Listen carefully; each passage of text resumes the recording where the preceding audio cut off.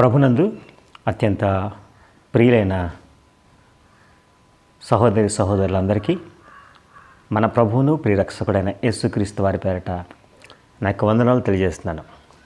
ప్రియమైన దేవుని వల్లారా, మరొకసారి మీతో కలిసి దేవుని యొక్క వాక్యాన్ని నేర్చుకునేటువంటి ధన్యత దేవుడు నాకు అనుగ్రహించిన విధానం బట్టి దేవునికి ప్రభువైన యేసుక్రీస్తు ద్వారా నాకు కృతజ్ఞతాస్తుతులు చెల్లిస్తున్నాను. ప్రార్థన చేసుకుని దేవుని యొక్క వాక్యాన్ని కొద్ది నిమిషాలు ఆలోచిస్తాం. మహోన్నతుడు, మహాగణుడు, నిత్య నివాసి, పరలోకమందాసుడైన మా కన్న తండ్రి, పరిశుద్ధుడ జీవాధిపతి, నీ ఘనమైన అతి శ్రేష్టమైన నామానికి స్తోత్రాల వందనాలు చెల్లిస్తున్నాం. నీ వాక్యాన్ని వినిచినటువంటి నీ పిల్లలు మీరు జ్ఞాపకం చేసుకోండి. ఇటు రీతిగా మా తండ్రి నీ యొక్క వాక్యాన్ని అందించడానికి మీరు చూపించినటువంటి కృపకే స్తోత్రాలు చెల్లిస్తున్నాం.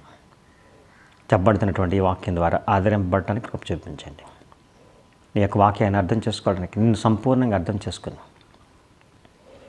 నీలో మా తండ్రి యథార్థంగా, నీతిగా, భక్తిగా జీవించడానికి అటు కృపను దయచేయమని, చెప్పబడుతున్నటువంటి విషయాలు వెనుకున్నటువంటి భావాన్ని గుర్తించడానికి నీ పిల్లలకి అట్టి సమయోచితమైన జ్ఞానం దయచేయమని కోరుకుంటున్నాం. క్రీస్తు స్వతంత్రమైన నామములో ఈ ప్రార్థన వేడుకుంటున్నాను మా పరలోకపు తండ్రి, ఆమేన్. ప్రియమైన దేని వల్ల ఈరోజు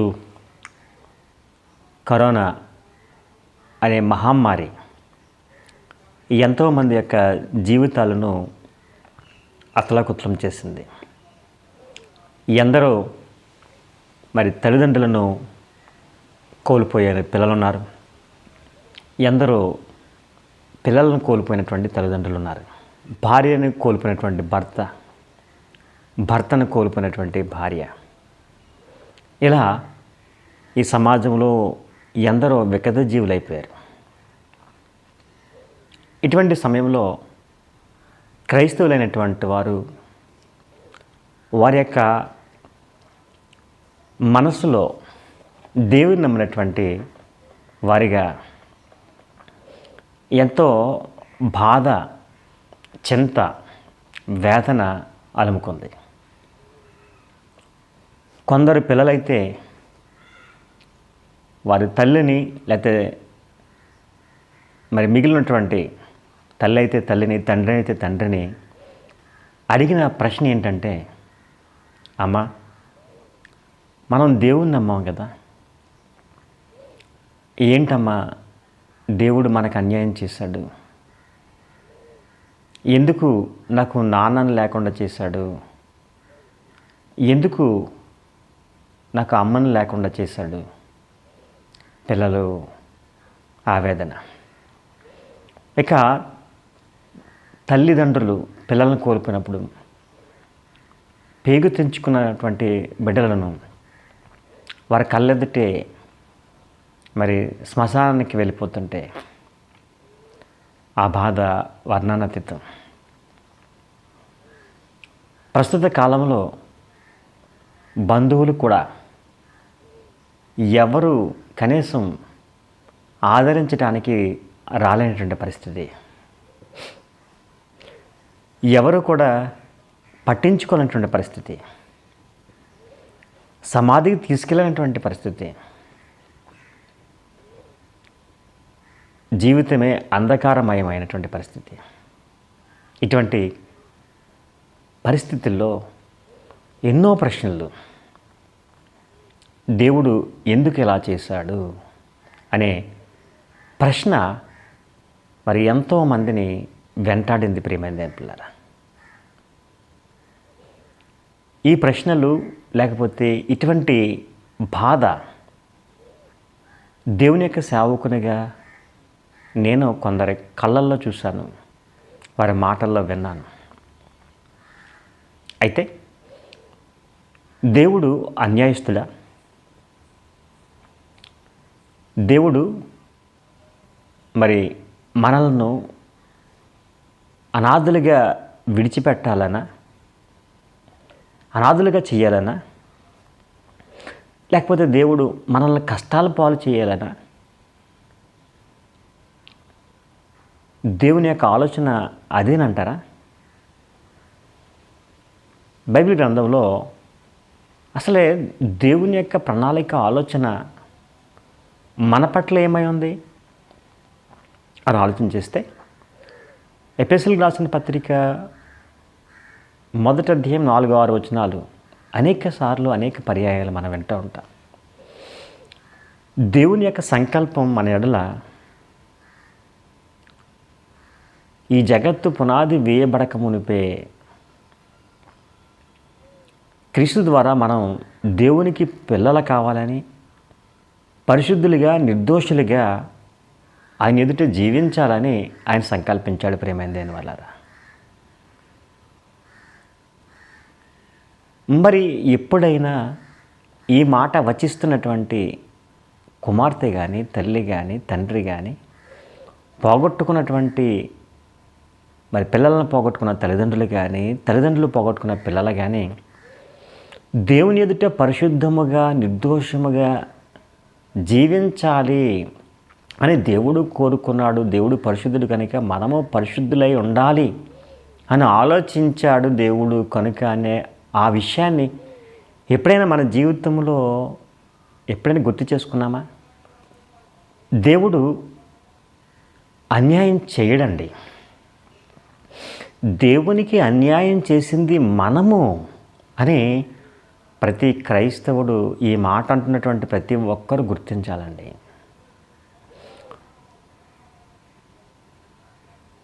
ఆ కాలంలో అంటే ఇప్పుడు ఈ కాలంలో కూడా వాట్సాప్లో మరి ఎవరో సహోదరుడు మెసేజ్ పెట్టాడు, దేవుని పని ఉందంటే మనం బ్రతుకుతాం, దేవుని పని లేదంటే మనం దేవుడు తీసేసుకుంటాడని. నిజమే, ఇది వాస్తవమే. అసలు దేవునినే గుర్తించక దేవుడంటేనే లెక్కలేనితనంగా మన జీవితంలో ఎన్ని దినాలు గడిపేశామో ఈరోజు వికత జీవులైపోయినటువంటి వారు గుర్తించాలి. ఒకవేళ మేమొక్కరమేనండి ఎలా చేస్తా, మేమొక్కరమే దేవుని సన్నిధి కోల్పోయామా, మేమొక్కరమే ఒకవేళ దేవుని విడిచిపెట్టేసాం, ఇంకా అనేక మంది విడిచిపెట్టేశారు కదా, వారికి ఎందుకు దేవుడు అలా చేయలేదు ఇలా చేయలేదు అనేటువంటి ప్రశ్న వేయటానికి నీవు నేను సరిపోం. ప్రియమైనది పిల్లరా, దేవుని యొక్క ఆలోచనలో మనం పరిశుద్ధులుగా నిర్దోషులుగా ఆయన ఎదుట ఉండాలి. దేవుడు సంకల్పించాడు. కనీసం దేవుని చెంతకు మరి వెళ్ళడానికి ఎన్నోసార్లు దేవుడు అవకాశం ఇచ్చిన దేవునికి దూరమైపోతుంటే దేవుడు ఎందుకు ఉంచాలనుకుంటున్నారు? దేవుని నమ్మినటువంటి మనల్ని ఎందుకు ఉంచాలి? దేవుడు నీ ఎడల చూపిస్తున్నటువంటి ప్రేమను ఒకసారి ఎప్పుడైనా గమనించావా? ప్రతిరోజు ఉదయిస్తున్నటువంటి సూర్యుడు ఆ ఎండను ఇస్తుంది మనందరి కోసం కాదా? అది దేవుడు చేసినటువంటి కార్యం కదా. మనము బ్రతికి ఉన్నామంటే మనం పీలుస్తున్నటువంటి గాలి విలువ ఎంత ఈ కరోనా సమయంలో చాలామందికి తెలిసింది, అయినా కానీ గుర్తించలేదు. ప్రేమైన దేవుని వాళ్ళారా, ఈ పీలుస్తున్నటువంటి గాలి ఆక్సిజన్ సిలిండర్స్ సరిపోక ఎంతోమంది కరోనా పేషెంట్స్ ప్రాణాన్ని విడిచిపెట్టేశారండి. మరి ప్రతిరోజు దేవుడు నీ ఎళ్ళ కృప చూపించట్లేదా? అదేంటి, ఎందుకు ఇలా చేశాడు అంటున్నారు? ప్రతిరోజు కూడా నీ జీవితంలో నీ జీవితాన్ని నీ జీవాన్ని నిలబెట్టడానికి ఆక్సిజన్ ఇచ్చాడు దేవుడు కదా. ఏమంటే మనం త్రాగుతున్నటువంటి నీళ్ళు, మన పంట పొలాలకు నీళ్ళు ఎక్కడి నుంచి వస్తున్నాయి? దేవుడు వర్షాన్ని కురిపించి నదులుగా చేసి నీ మధ్యకు నీటిని రప్పించాడే, నిన్ను బ్రతికింపజేస్తున్నాడే. నీవు ఈ భూమి మీద బ్రతకడానికి కారణం దేవుడు.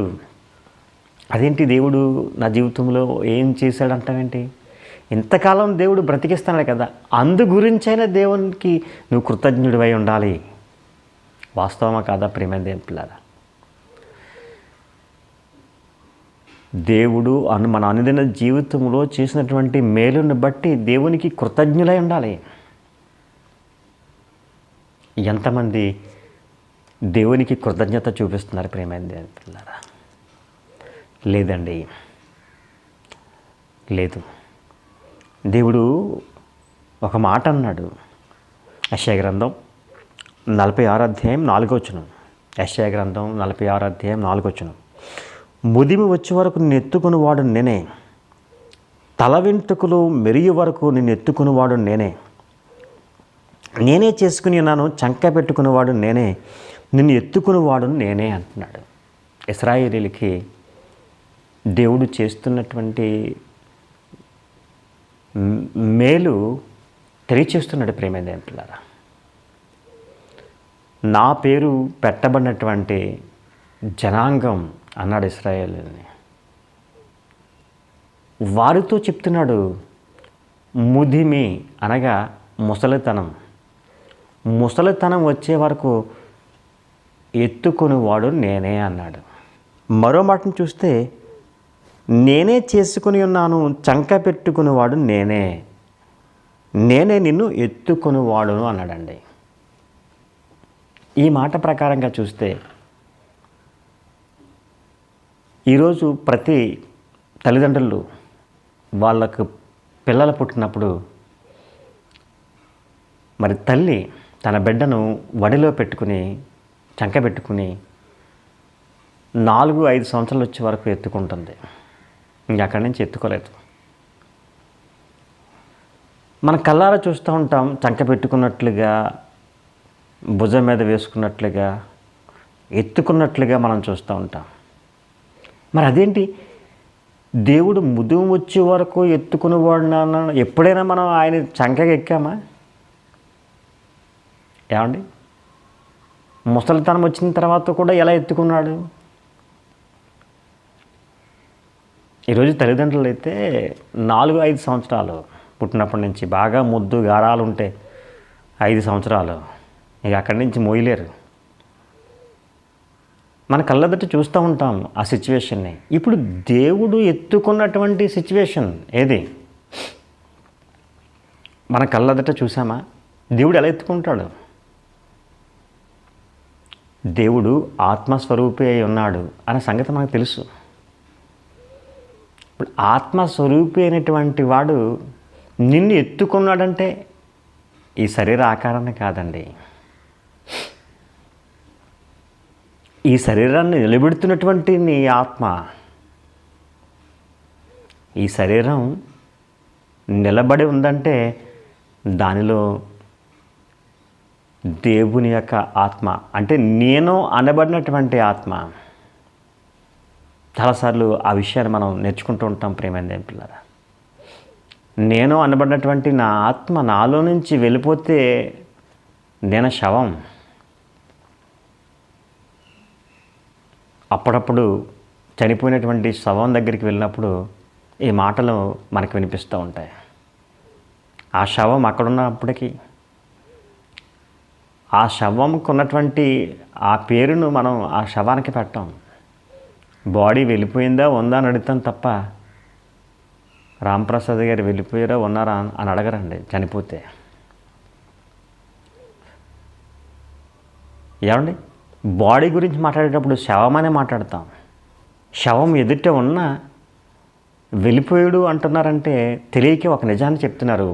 ఆ వెళ్ళిపోయింది ఎవరంటే మనలో నుండినటువంటి ఆత్మ. ఏమండి, ఆత్మ దేవుడు దయచేసింది, దేవుని దగ్గరికి వెళ్ళిపోవాలి. కనుక మనల్ని జీవింపజేసేది ఆత్మే. యోహాను సువార్త 6:63 ప్రకారంగా ఆత్మయే జీవింపజేయును, శరీరము కేవలం నిష్ప్రయోజనము అన్నాడు రాబడింది. మనల్ని జీవింపజేసే ఆత్మను దేవుడు ఎత్తుకుంటున్నాడంట, చంకబెట్టుకున్నాడని రాయబడి ఉంది. ఈ ఆత్మాకారమే నువ్వు నేను. ఒక వాస్తవాన్ని చెప్పమంటారా అండి, పారాలిసిస్ స్ట్రోక్ వస్తూ ఉంటుంది కొంతమందికి.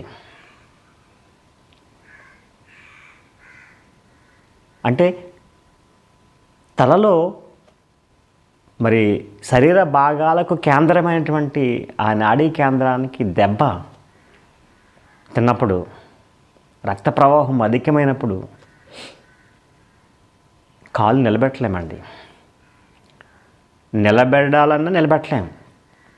ఈ శరీరం ఎంత, ఈ ఆకారాన్ని కేవలం 9 అంగుళాలు ఉన్నటువంటి ఈ పాదాలు సుమారుగా 70 కేజీలు, 80 కేజీలు, 100 కేజీలు కూడా ఉన్నటువంటి వారు ఉన్నారు. 120 కేజీలు కూడా ఉన్నటువంటి వారు ఉన్నారు.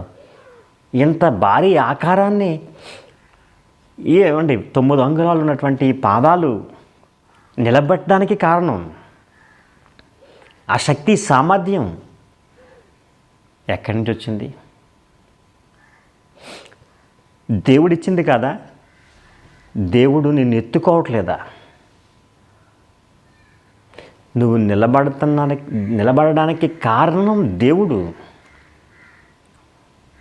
దేవుడు కాదంటే నువ్వు పడుకుంటావు. చంకబెట్టుకుంటున్నాడు. ఈ ఆకారాన్ని ఈరోజు ఇలా ఈ భూమి మీద నిలబెట్టడానికి ముఖ్య కారణం దేవుడండి. అది గురించే ముదియం అంటే చచ్చిపోయేంత వరకు కూడా నువ్వు నిలబడగలుగుతున్నావు. ముసలితనం వచ్చే వరకు నిలబడగలుగుతున్నావు ఈ భూమి మీద. అంటే ముదిమి వచ్చే వరకు నిన్ను ఎత్తుకునేవాడు ఎవరంటే దేవుడి. ప్రేమైన దేవుని పిల్లారా, దేవుని గురించి చాలా తప్పుగా అర్థం చేసుకుంటున్నాం. నాకే ఎందుకు ఇలా జరగాలి అనేటువంటి ప్రశ్న మనలోకి వస్తుంది. దేవుడికి నువ్వు చేసినటువంటి అన్యాయం, నువ్వు చేసినటువంటి నేరం చాలా గొప్పది. ఇక నిన్ను ఈ భూమి మీద ఉంచాడంటే అది దేవుని యొక్క ఉచితమైన కృప. ప్రతి ఒక్కరు అలా ఆలోచించాలి. నేను ఈ భూమి మీద బ్రతికి ఉన్నానంటే దేవుని కృప. ఎందుకంటే నేను చేసినటువంటి నేరం చాలా గొప్పది. ప్రియమైన దేవుని పిల్లారా, ఏంటి ఆ నేరం అంటావా? నిన్ను సృష్టించినటువంటి సృష్టికర్తను నువ్వు స్మరణకు తెచ్చుకోకపోవటం నేరం. ఎప్పుడు తెచ్చుకోమని చెప్పాడంటే ప్రసంగి గ్రంథం 12వ అధ్యాయం 1వ వచనం చూస్తే, దుర్దినములు రాకముందే ఇప్పుడు వీటి యందు నాకు సంతోషము లేదని నీవు చెప్పు సంవత్సరములు రాకముందే, తేజస్సుకును సూర్య చంద్ర నక్షత్రములకును చీకటి కమ్మకముందే, వాన వెలిసిన తరువాత మేఘములు మళ్ళా రాకముందే అని చెప్పి నీ బాల్య దినములందే నీ సృష్టికర్తను స్మరణకు తెచ్చుకో అన్నాడు. జ్ఞాపకమునకు తెచ్చుకో. స్మరణ కంటే నిన్ను సృష్టించినటువంటి నీ దేవుణ్ణి, నిన్ను నిలబెట్టినటువంటి నీ దేవుణ్ణి, నిన్ను మోస్తున్నటువంటి నీ దేవుణ్ణి, నిన్ను చంకబెట్టుకుంటున్నటువంటి నీ దేవుణ్ణి జ్ఞాపకమునకు తెచ్చుకో అంటే, స్మరణకు తెచ్చుకో అంటే ఎంతమంది సృష్టికర్తను స్మరణకు తెచ్చుకుంటున్నారండి? నేను ప్రార్థన చేసుకుంటున్నానండి పాస్టర్ గారు. బ్రదర్, మేము ఎప్పుడు వాక్యం చదువుకుంటూ ఉంటాము అంటూ ఉంటారు. నువ్వు వాక్యం చదువుకుని నువ్వు ప్రార్థన చేసుకుంటే సరిపోతుందా? ఏమండి, నీ కొరకు, నా కొరకు, మనందరి కొరకు రక్తం చిందించి మన పాపముల కొరకు పవిత్ర రక్తాన్ని కాచినటువంటి క్రీస్తు రక్తంలో కడగబడినటువంటి నీవు, క్రీస్తు రాజ్యములో సభ్యుడు అయినటువంటి నీవు క్రీస్తు రాజ్యములో ఉన్నావా? క్రీస్తు రాజ్యముతో అంటే దేవుని రాజ్యమైనటువంటి సంఘముతో కలిసి ఉన్నావా? లేవు. సంఘముతో కలిసి దేవుణ్ణి స్మరించాలి. ఆయన నిన్ను తన రక్తమిచ్చి కొనుక్కున్నది ఆయన్ని స్మరించడానికి. ప్రియమైన దేవుని వాళ్ళారా, నిన్ను రక్తమిచ్చి కొన్నది ఆయన్ను స్మరించడానికి. సృష్టికర్తను స్మరించు. స్మరణ అంటే ప్రార్థించాలి, కీర్తించాలి. ఏమండి, అందరూ కలిసి ఒకరినొకరు హెచ్చరించుకోవాలి. ఈ కార్యక్రమాలు చేస్తున్నారా? లేదు ప్రియమైన దేవుని పిల్లారా. నేను పరిచర్య చేస్తున్నటువంటి ప్రాంతంలో కూడా దేవుని భయం బొత్తిగా లేదు. దుర్దినములు రాకముందే వీటి యందు సంతోషము నాకు లేదని, సంతోషము లేదని నువ్వు చెప్పు, సంవత్సరములు రాకముందే అన్నాడండి.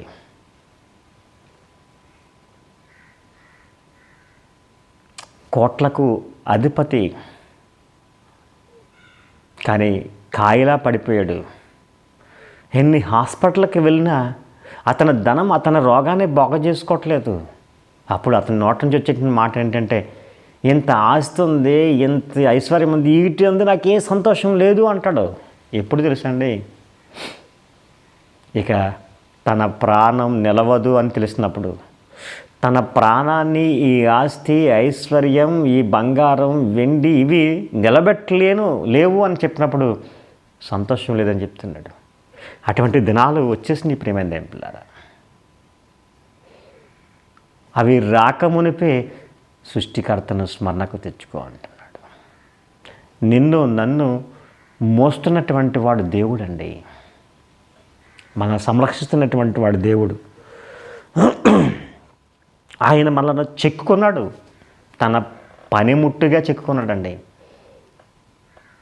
ఒక పనికొచ్చేటువంటి పాత్రగా మనల్ని చెక్కున్నాడు. యెషయా గ్రంథం 44:2 ఏమేమి వ్రాయబడిందో చూడండి ప్రియమైన దేవుని పిల్లారా. నిన్ను సృష్టించి గర్భంలో నిన్ను నిర్మించి నీకు సహాయం చేయవాడని యెహోవా ఎలాగూ సెలవిస్తున్నాడు. దేవుడు రూపకల్పన చేశాడట నిన్ను నన్ను. మనకు తెలుసండి. ఏమండి, ఈ ఆకారం ఈ భూమి మీదకి రావడానికి ముందు నిన్ను నిర్మాణం చేసింది దేవుడు. నవమాసాలు మోసిన తల్లి అని, ఆ తల్లి గర్భములో మోసినటువంటి ఆ తల్లికి ఎంత విలువనిస్తాం మనం?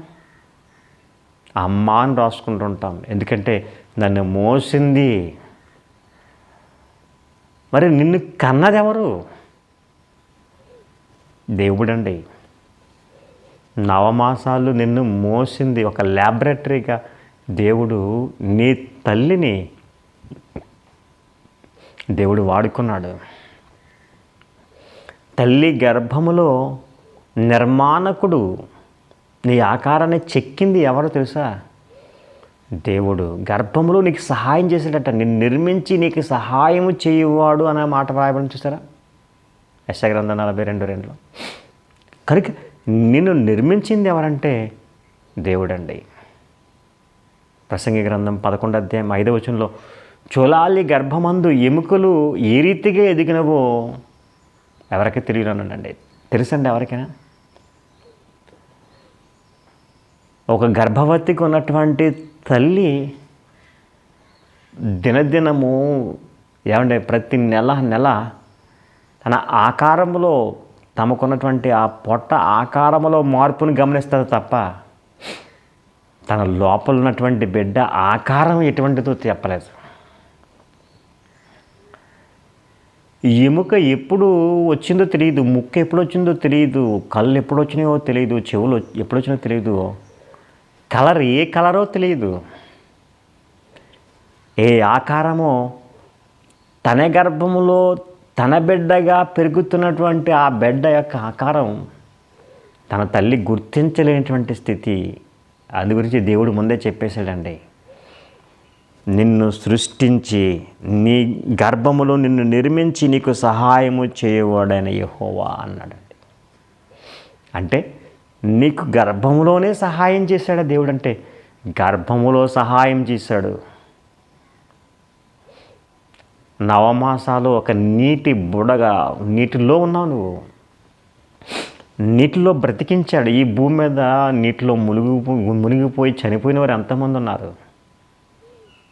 అంటే నీటిలో నువ్వు బ్రతకాలంటే దేవుడు సహాయం చేయాలి. నీటిలో బ్రతికించాడు నిన్ను. అంటే దేవుడు నిన్ను గర్భములోనే నువ్వు కావాలని కోరుకు నిన్ను బ్రతికించాడు, నీకు సహాయం చేశాడు. ఈ భూమి మీద రావడానికి దేవుడు మొట్టమొదటి కారణం. నీ తల్లి నీ తండ్రి కాదు. నీ తల్లి నీ తండ్రి ఎన్నో ఆశలు పడ్డారు చాలామంది తల్లిదండ్రులు. మా గ్రామంలో ఒక సహోదరి సుమారుగా 5 సార్లు గర్భం ధరించింది. పెండమగా ఉండగా 4 సార్లు గర్భస్రావం అయిపోయింది.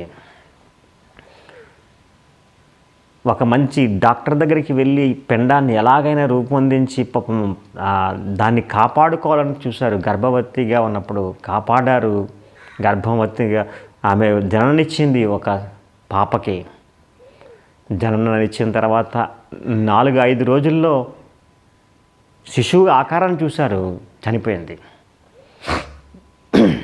అంటే దేవుడు వద్దు అనుకున్నప్పుడు, శిశువుగా ఉన్నప్పుడు కూడా వద్దనుకున్నాడండి. గర్భంలో చాలాసార్లు గర్భస్రావం అయిపోయింది. ప్రేమైన దేవుని పిల్లారా, అంటే నిన్ను కాపాడింది దేవుడు గర్భంలో కూడానా? ఎస్, అవుననే చెప్పాలి.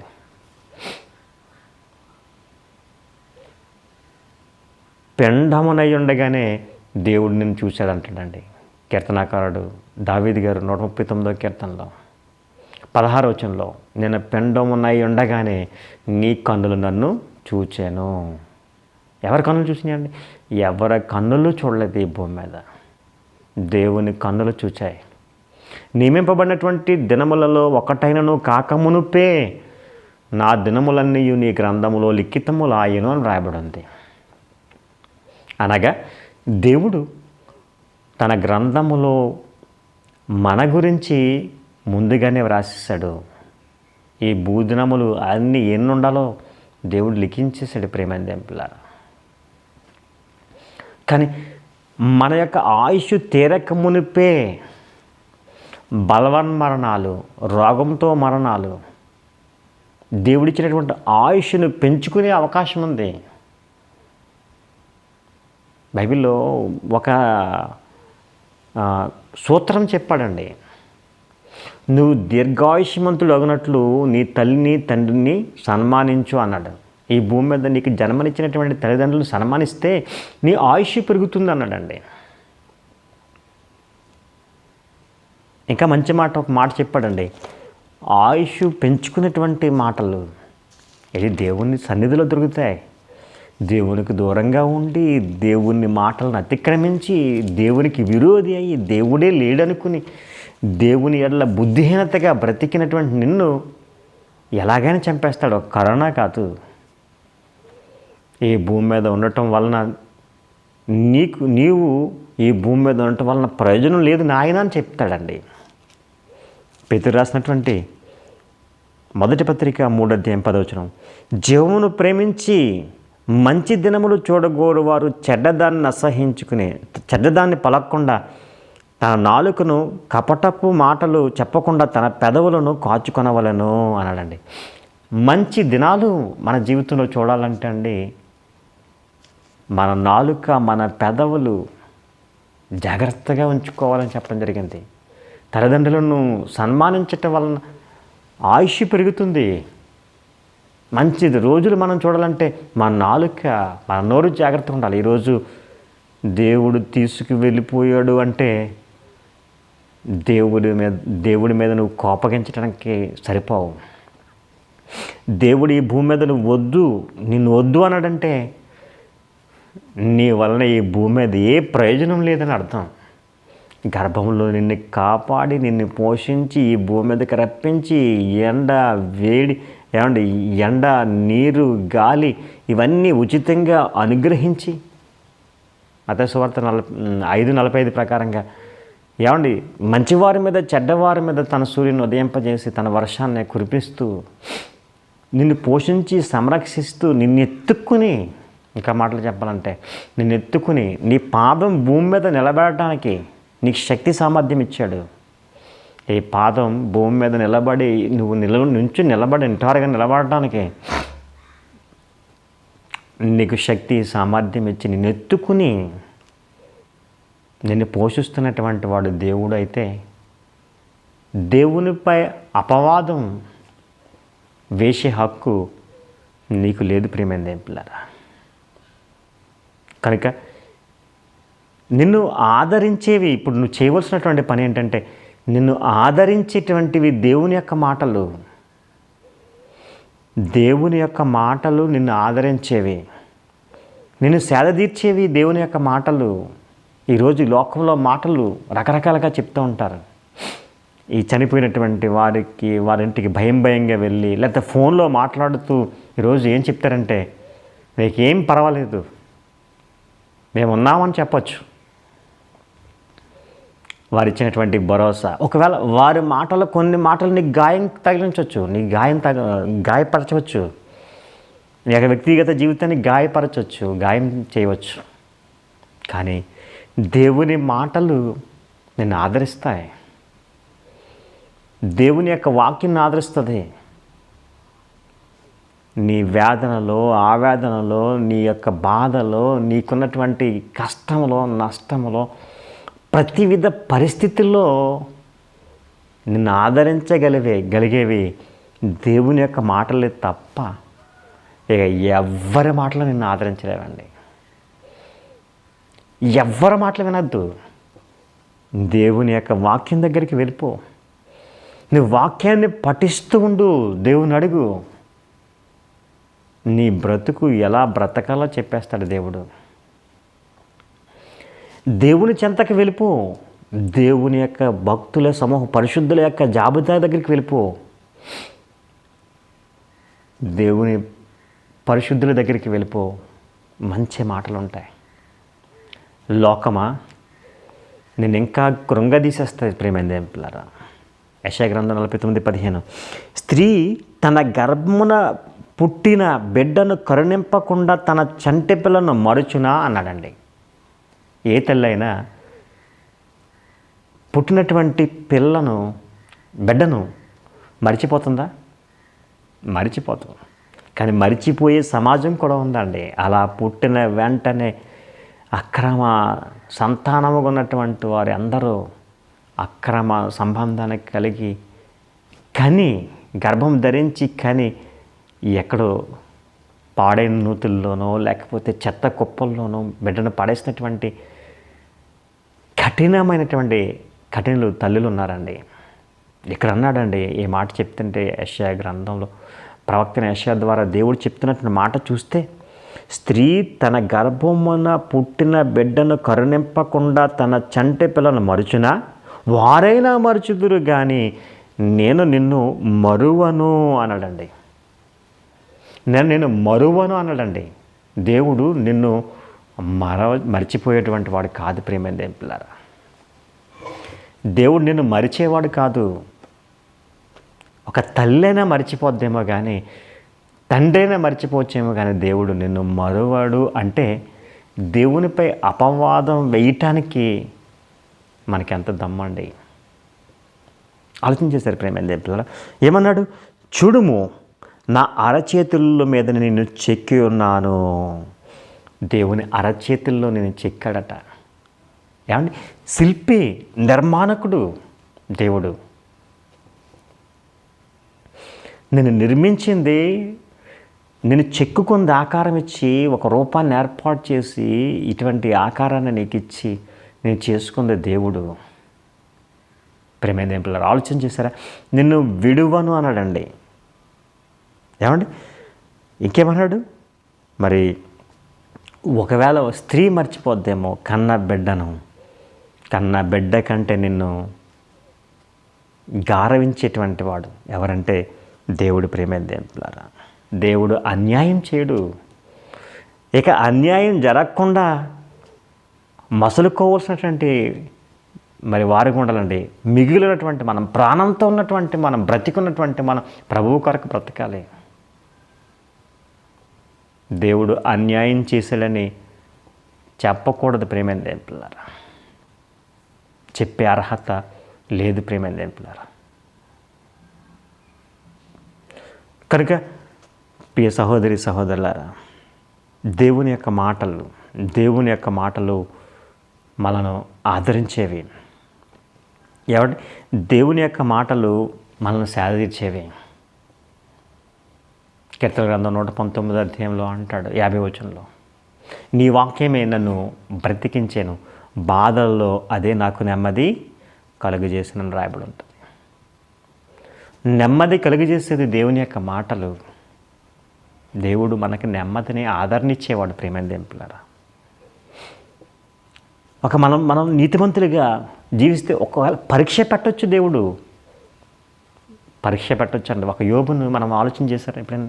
ఒక యోబు గురించి ఆలోచిస్తే అతను నీతిపరుడు, నిందారహితుడు, భక్తిపరుడు. ప్రారంభంలోనే అటువంటి మంచి భక్తిపరుడు ఉన్నాడు. అతను తన నాలుక ద్వారా పాపము చేయలేదని వ్రాయబడి ఉంది.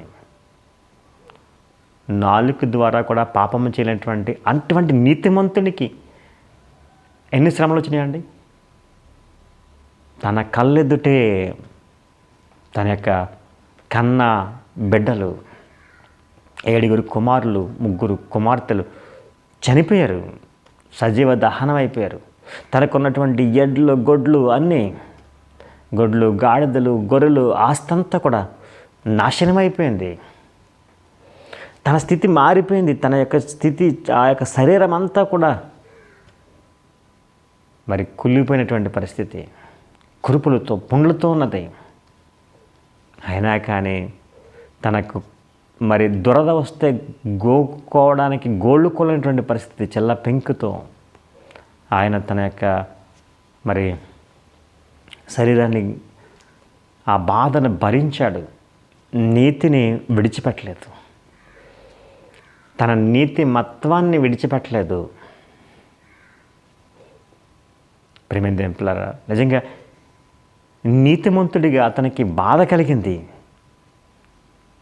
కీర్తన గ్రంథం 34 అధ్యాయం 19 వచనంలో వ్రాయబడింది, నీతిమంతుని కలుగు ఆపదలు అనేకములు, వాటన్నిటిలో నుండి యెహోవా వారిని విడిపించును.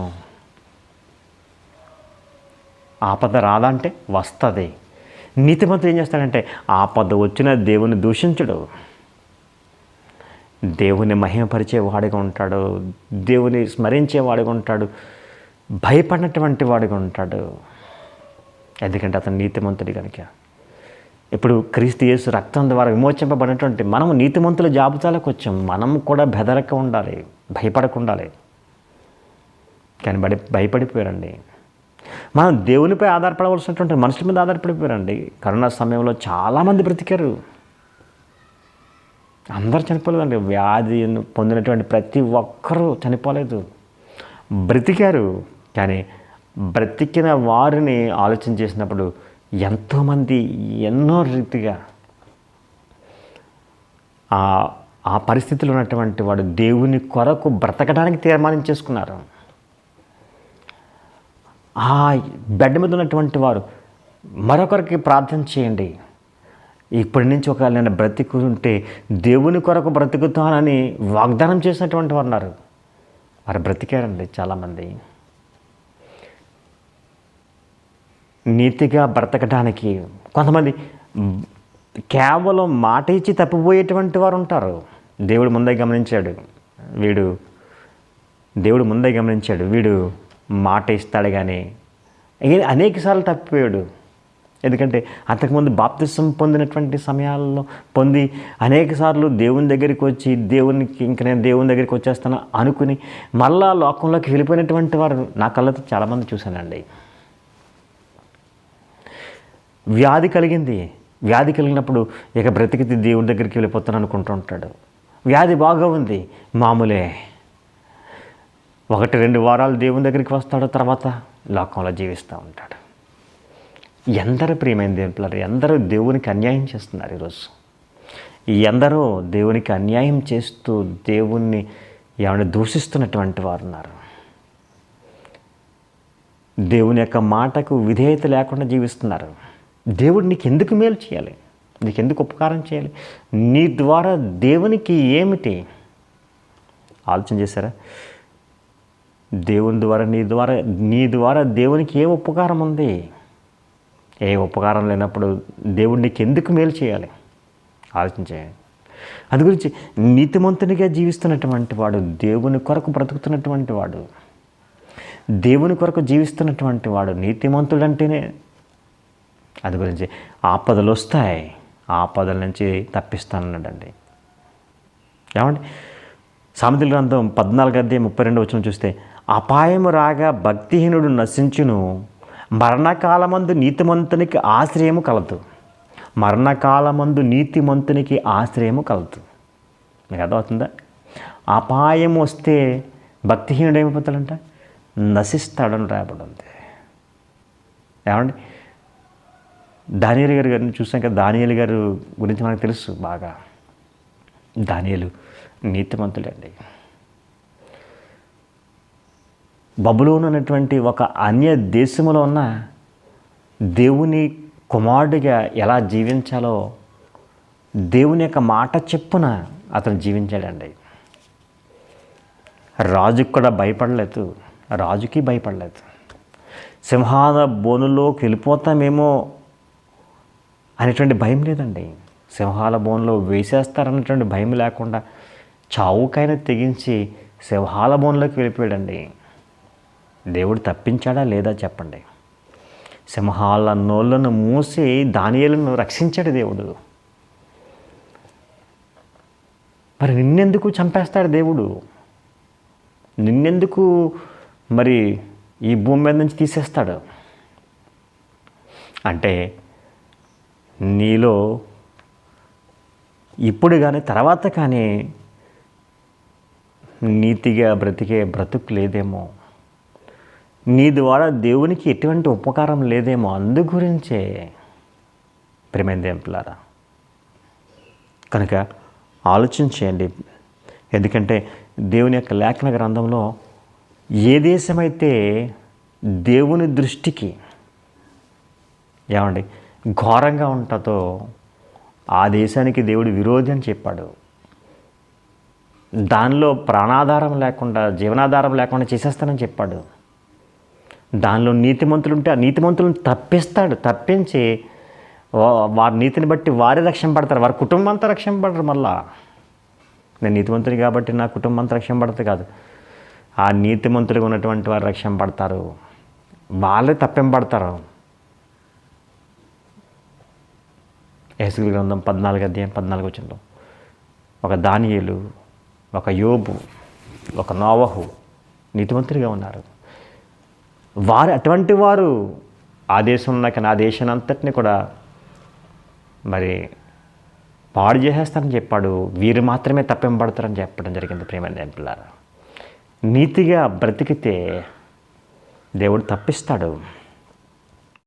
బైబిల్లో ఒక మాట రాయబడి ఉంది. యెషయా గ్రంథం 54:5 నిన్ను సృష్టించిన వాడు నీకు భర్త అని రాయబడి ఉంది. నిన్ను సృష్టించిన వాడు ఎవరు? దేవుడు. దేవుడు నీకు భర్త. భర్త అనే మాటకు అర్థం ఏంటంటే భరించేవాడు, నిన్ను పోషించేవాడు, నిన్ను సంరక్షించేవాడు, నీకు సమస్తము సమకూర్చేటువంటి వాడు ఎవరంటే భర్త. భర్త అనేటువంటి మాటకు మనకు అర్థం తెలుసు కాబట్టి నిన్ను సృష్టించినటువంటి నీ దేవుడు నీకు భర్త, నీ సంరక్షకుడు, నీ పోషకుడు, నిన్ను పాలించేవాడు, నిన్ను పోషించేవాడు, నిన్ను సంరక్షించేవాడు, నిన్ను ఆదరించేటువంటి వాడు ఎవరంటే నీ దేవుడు. ప్రియమైన దేవులారా, ఈ లోకంలో ఉన్నటువంటి ఒకవేళ ఒక స్త్రీగా ఒకవేళ నీ భర్త ఆ ధర్మాన్ని ఒకవేళ నీ ఎడల జరిగించకపోవచ్చు, నిన్ను పోషించకపోవచ్చు, నిన్ను పాలించకపోవచ్చు, నిన్ను సంరక్షించకపోవచ్చు, నీ యొక్క కోరిక తీర్చకపోవచ్చు, కానీ నీ దేవుడు నిన్ను విడిచిపెట్టడు. ప్రియమైన దేవులారా, విడిచిపెట్టాడంటే నీలో లోపం ఉంది. విడిచిపెట్టేసాడంటే నీ వలన దేవునికి ఎటువంటి ఉపకారం లేదు. కనుక ప్రియ సహోదరులారా, ఈరోజు ఎందరో మరి విగత జీవులుగా భర్తను కోల్పోయినటువంటి భార్యగా, భార్యను కోల్పోయినటువంటి భర్తగా, పిల్లలను కోల్పోయిన తండ్రిగా, తండ్రిని కోల్పోయిన పిల్లలుగా ఉన్నటువంటి వారు, మిగిలి జీవిస్తున్నటువంటి వారు శేష జీవితాన్ని దేవుని కొరకు జీవించడానికి తీర్మానం చేసుకోండి. పరిశుద్ధుల సహవాసానికి, సంఘానికి మీరు చేరిపోండి. దేవునితో సహవాసం కలిగి ఉండండి. దేవుని పిల్లలతో సంభాషించండి, లోకంతో సంభాషించకండి. దేవుని యొక్క మాటలు సేవకుడు చెప్తున్నప్పుడు దేవుని యొక్క మాటల ద్వారా ఆదరింపబడండి. హెచ్చరిస్తున్నప్పుడు హెచ్చరికకు లోబడండి. బాధగా తీసుకోకండి. ఒకవేళ కష్టం వచ్చినప్పుడు ఇది పరీక్షని గుర్తించండి. మానవ జీవితంలో మన పిల్లలకు పరీక్షలు జరుగుతూ ఉంటాయి. పరీక్ష అప్పుడప్పుడు చాలా సంతోషిస్తాడు పిల్లవాడు, కష్టంగా భావిస్తాడే బాబోయ్ పరీక్ష. దాన్ని ఎదుర్కోవడం కోసం, పాస్ అవడం కోసం అహర్నిశలు కష్టపడుతూ ఉంటాడు.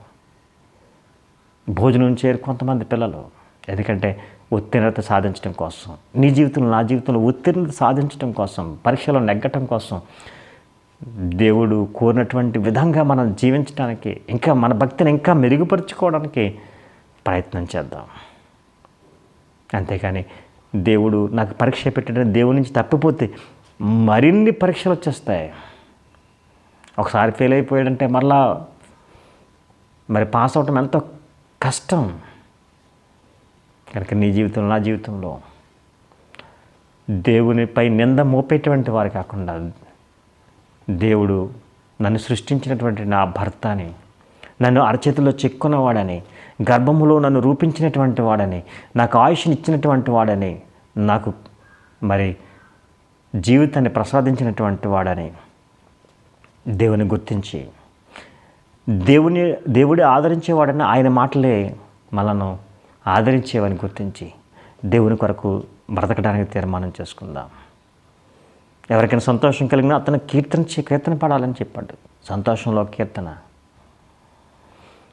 ఒకవేళ బాధ కలిగితే ప్రార్థన. మన జీవితంలో, వ్యక్తిగత జీవితంలో ఇవి రావాలి ప్రియమైన దేవుని పిల్లారా. దేవుని మరిచిపోయేటువంటి వారికి ఉండకూడదు. దేవుని మరిస్తే దేవునికి బాధ కలిగించేటువంటి వారు ఉంటాం. పిరికివారు, అసహ్యులు, అవిధేయులు, నరహంతకులు, వ్యభిచారులు, దేవుని మరిచివారు అని వ్రాయబడి ఉందండి. నరకాగ్నికి వెళ్ళిపోతాం. నరకాగ్నికి వెళ్ళటానికి దేవుడు మనల్ని సృష్టించలేదు ప్రియమైన పిల్లలు.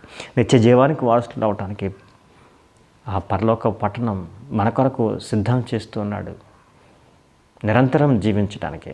ఒకవేళ ఈ లోకంలో పరిశుద్ధంగా, నీతిగా, యథార్థంగా బ్రతికినటువంటి, లేకపోతే నీ భర్త లేకపోతే నీ భార్య చనిపోయారా? ఒకవేళ ఆ విధంగా మరణం సంభవించిందా? సభాష్, ఎందుకంటే నిత్య జీవంలోనికి వారసులు అవ్వటానికి వెళ్ళిపోయారు.